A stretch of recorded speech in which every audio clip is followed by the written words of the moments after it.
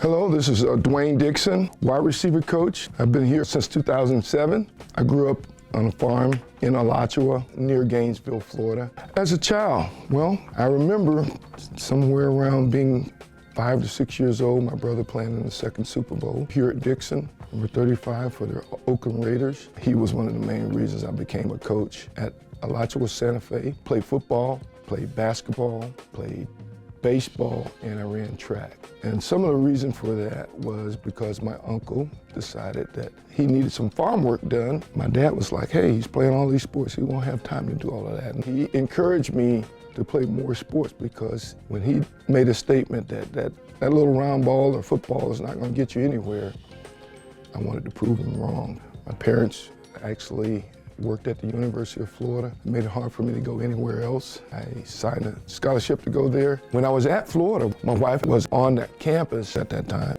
At Florida, I wasn't sure what I was going to play. I was rated pretty high as a defensive player. I was blessed with large hands. Felt like what God was trying to tell me, I needed to be catching balls with those hands. My hand-to-eye coordination, it became increasingly better because I sewed, threading needles and focusing on making sure the seams are in line. I was very fortunate to play with some great players. My blocking acumen comes from having so many first-round running backs come through Florida. The coordinator at that time was Mike Shanahan, and he was one of the guys that instilled great day to be alive. I was supposed to be a draft choice. Got injured before the combine. I signed with the Kansas City Chiefs. Tampa Bay Bucks picked me up. And I also was with the San Diego Chargers for a little bit. I got a chance to play in an arena football league in 1987. While I was playing arena ball, I decided to work in the off season with the probation and parole office and work as detention care worker, which is you're dealing with juveniles that come in and out of the jail. That was a really motivating factor for me. I was able to play in 4 championships, won the first 3. Fortunate enough to be honored as a Hall of Famer in that league. After that, I got a call from a gentleman named Mr. Weaver that was an athletic director there and brought me back as a student advisor for Florida. Coach Spurrier was named the coach. I had been there a year or so. I got an interview with Coach Spurrier. Got the job, coached in the national championship game. Got a chance to meet Coach Solis and that staff at Nebraska. 15 years there at Florida and 2 years with NC State. Do you remember exactly where you were when Ohio called? To be honest, I had gone to do an interview with another program. They told me I had the job. Getting ready to walk over to put my belongings in this room.